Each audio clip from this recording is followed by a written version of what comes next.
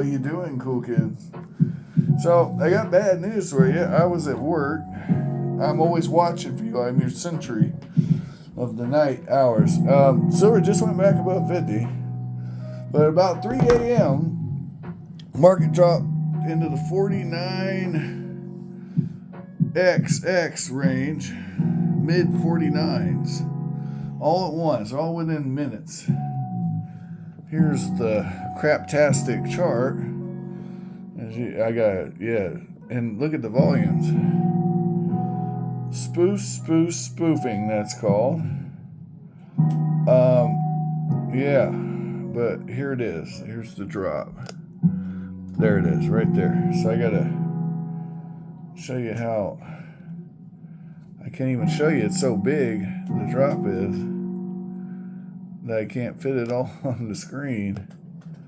Yeah, silver went from 52X to 49. The highs and lows there will be on here, so yeah, 49 something. So let's see here. Anyway, it dropped like 4 or 5% in a matter of minutes. And that is pretty wild, right? At 3 o'clock in the morning. And why is that happening? Well, I think we all know what's up. But the good thing is, silver's staying above 50 for now. We've seen this game before, and it always seems to happen at the same time, same foxy channels. I bet if you looked at who was doing the trading, you might see some of the same usual suspects, but are we really privy to that information? Yeah, Anyway, this all happening while London is having trouble fulfilling physical silver. And there's a legitimate, even if it's temporary, silver shortage. Now, I am not giving you guys investment advice, nor would I. That would be very bad, right? But we've seen this happen a few times already in this run-up. You'll get a big leg down about 3 a.m., and then by the end of the day, you'll be right back where you started from, or maybe even higher. Now, I'm not saying that trend will continue. There have been several examples throughout silver's sordid history where spoofing worked.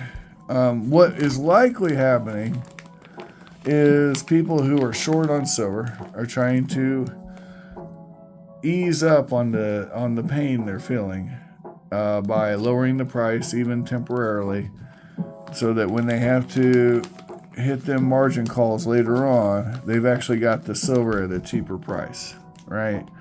I don't know though. I'm not. Yeah, honestly, my opinion, I don't even care about the price of silver on this thing, because I know that this isn't really the price of silver. You know what the price of silver is? It's what I can get it for. And you know what silver is? This ain't silver. This is paper, futures, contracts. It's all monopoly money. It's all dollar denominated. Do you know what real silver is? This is real silver. You hold it in your hand, okay?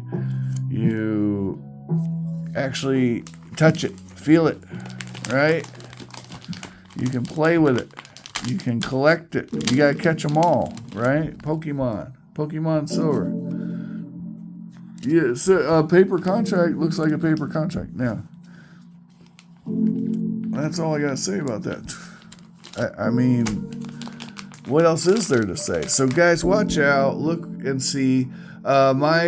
My ideas, my thoughts are, as long as silver stays above $44 an ounce, we are still fully in a bull run. Remember earlier this year when I told you if it stays above 28, we're still fully in a bull run. Well, I've adjusted that number. It's 44 for me. Now you can, pick and choose your own numbers, guys. No one's stopping you, and no one says you have to listen to me. I actually recommend you don't, because I've been wrong many times before on this metal. Many times. Trust me. Trust me, bro. But wouldn't it be great if one day, just magically, these coins here, if they could be undermelt? Wouldn't that be something? I don't even know the ASW on these things because they're stupid. They're 0.999. I don't know who was smoking crack that day and decided to get rid of the 90% planchettes. I was not consulted. But basically, you know, a couple hundred years of tradition just bloop, evaporated. Well, not a couple hundred because I switched it in, 1836. We're not quite at a couple hundred years yet, but we're getting really close. So call it 180 years of history evaporate because, I don't know, some jockey at the mint decided it was cheaper to get a pure silver planchette instead of the 90% stuff that, you know, I don't know, man. It's just kind of irritating. But I guess it's the end of an era. You know, all eras have to end. It'll just make the other era more cool, I guess. Look, I'm not in charge of this little caper, guys. I'm just here for the party. And I am here to show you guys cool Bolivianos. By the way, you guys voted, and I am not blind to your exaltations. So I got one vote for the Boliviano, and I got one vote for the Four Souls. So I kept them both in the album because I can only get 2 votes when I ask for votes. So that's what we're going to do. Yay. So yay. Good job, guys. But for those of you that did vote, I really appreciate it. You guys really saved my life. You really did. You let me make a decision through you rather than me having to pick, and then I'm the bad guy, right? Because someone might be a big fan of the old 4 soul coin, and somebody might be a big fan of the Un Boliviano coins, and I don't want to offend anyone. This is me pretending to care. It's so good. But no, seriously, I don't want to offend anyone. The problem is I don't care if I offend someone, okay? You know, as long as my intent isn't to offend, and as long as the offense is not reasonable by my estimations. Now, if someone's reasonably offended, I will adjust the behavior, obviously. But generally speaking, that's not how that thing goes these days. I don't know if you guys know what I mean, and I know that some of you do. But apparently, some people in this fading Western world believe that their right to be offended trumps my right, ironic, trumps my right to speech. And then you got these really hilarious ones. The ones who think that because they're offended, they get to use physical violence, and that's going to work out for them. And that's hilarious to me, because most of them aren't really built for violence. You know what I'm saying? Not saying I am, but you know, I've been in a few scraps in my life. You know, different kinds of scraps, and I am proficient in a few different things, at least in my younger years. So, you know, I'm not saying I'm the baddest man alive, but I am saying I do all right. And some of these cats that think they're all the bee's knees, that their opinion really matters. I don't know, man. Like their opinion matters as much as anyone else's, but they think their opinion really matters. Like, woo, it should supersede all others. All right. So I was having a fun talk with FG Stacker. And we were talking about some of the harder to get countries. And one of them that came up was Kenya. And I just wanted to talk to you guys about, if you're going to do this collection, you know, the silver coins around the world, that's what this is. Consider doing Kenya and Nigeria with old British coins, at least to start, and then you can work your way up to actual Nigerian and Kenyan coins. And I'm going to show you why, actually. We gotta go back. Well, no, we'll go forward because of, yes. Because of alphabet. All right. So we gotta go to Nigeria. Here it is. Now, technically, this is Biafra. And the problem here is that this coin costs $174.79. But that was actually a steal. And if you're trying to get a Nigerian, not to be mistaken with Niger, right? Because Niger is not exactly easy to get, but it is not Nigeria hard. It is much easier to get Niger than Nigeria, okay?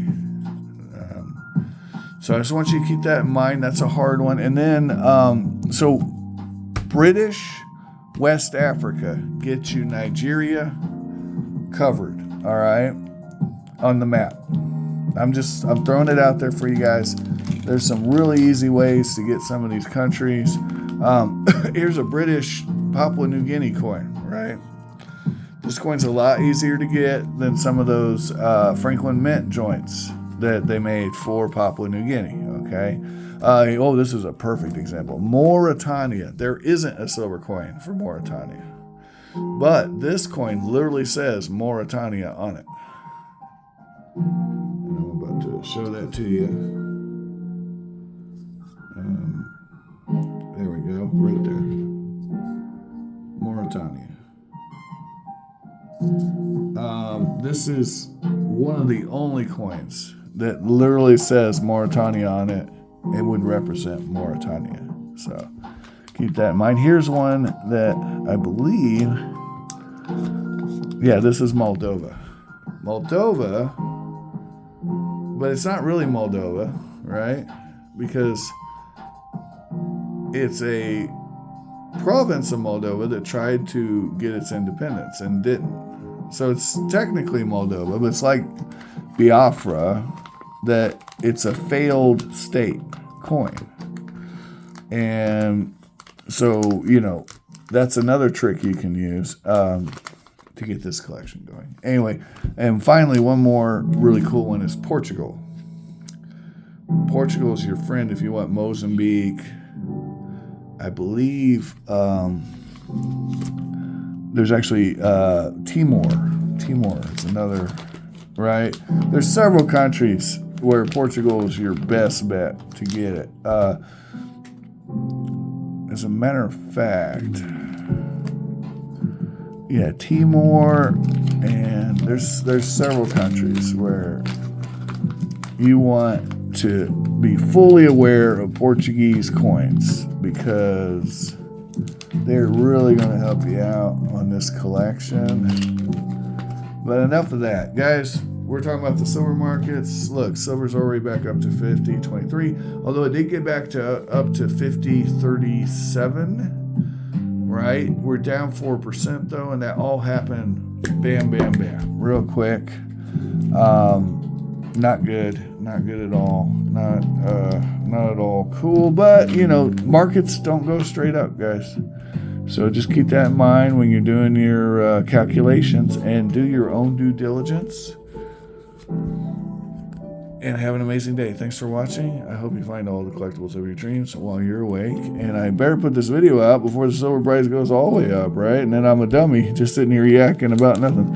Here's another Portuguese coin, I believe, or formerly Portuguese. Oh, okay, yeah, formerly Portuguese. Not Portuguese in that coin, but anyway, peace out, guys. Like, share, and subscribe, all that jive. Bye, and stay alive.